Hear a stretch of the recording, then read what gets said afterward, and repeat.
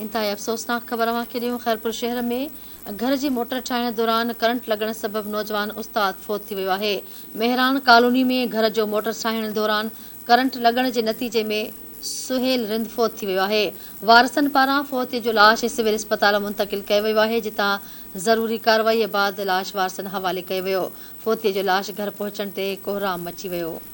इंतहाई अफ़सोसनाक ख़बर अव्हांखे ॾियूं पिया। ख़ैरपुर शहर खां ख़ैरपुर शहर में घर जी मोटर ठाहिण दौरान करंट लॻण सबबि नौजवान उस्ताद फ़ौत थी वियो आहे।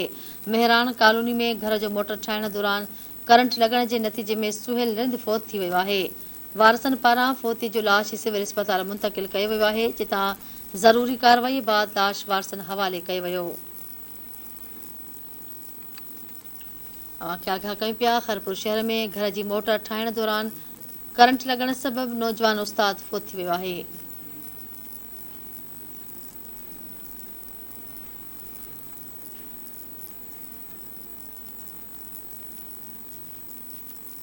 मेहरान कॉलोनी में घर जो पाणीअ वारो मोटर ठाहिण दौरान करंट लॻण सबबि सुहेल रिंद फ़ौत थी वियो आहे।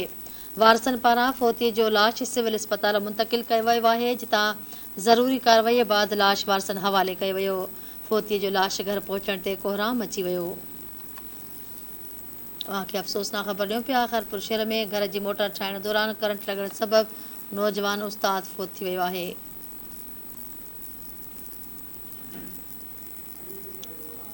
इन हवाले सां हिकु भेरो ॿीहर ख़ैरपुर खां धरती टीवी न्यूज़ जो रिपोर्टर अली अकबर गोपांग लाइन ते मौजूदु आहे। जी अली अकबर, कहिड़ा तफ़सील आहिनि? नौजवान फ़ौत थी वियो आहे। जी खैरपुर मेहरान कॉलोनी में पंहिंजे घर जो मोटर ठाहिण दौरान करंट लॻण सबबि उस्ताद जेको आहे उहो फ़ौत थी वियो आहे। ॿुधाए पियो वञे त उस्ताद सुहेल रिंद पंहिंजे घर अंदरि ख़राब थी वियल पाणी वारे मोटर ठाहिण जी कोशिशि करे रहियो त कंहिंखे करंट लॻो, जेको मौक़े ते ई फ़ौत थी वियो। फ़ौती जो लाश जेको आहे सिविल अस्पताल आंदो वियो, जिते ज़रूरी कार्रवाई बैदि लाश जेको आहे उहो वारसनि हवाले कयो आहे। संदसि फ़ौती जो लाश घर पहुचण ते संदसि घर में कोहराम मची वियो आहे। ॿुधाए पियो वञे त फ़ौती जेको आहे उहो प्राइमरी उस्ताद आहे। जी ठीकु आहे, वॾी महिरबानी तफ़सील जे लाइ। नाज़रीन, मूंखे ॿुधाइनि पिया मेहरान कॉलोनी में घर जो मोटर ठाहिण दौरान उस्ताद फ़ौत थी वियो आहे। ॿुधाईंदा पिया हलनि त उस्ताद प्राइमरी टीचर हुयो।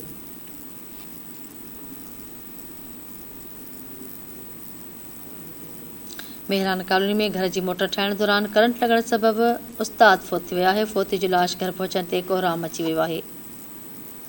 घर जी मोटर ठाहिण दौरान करंट लॻण सबबि नौजवान प्राइमरी उस्ताद फ़ौत थी वियो आहे। मेहरान कॉलोनी में घर जी मोटर ठाहिण दौरान करंट लॻण सबबि सुहेल रिंद फ़ौत थी वियो आहे। फ़ौती जो लाश घर पहुचण ते कोहराम मची वियो आहे। ख़ैरपुर शहर में घर जी मोटर ठाहिण दौरान करंट लॻण सबबि नौजवान प्राइमरी उस्ताद फ़ौत थी वियो।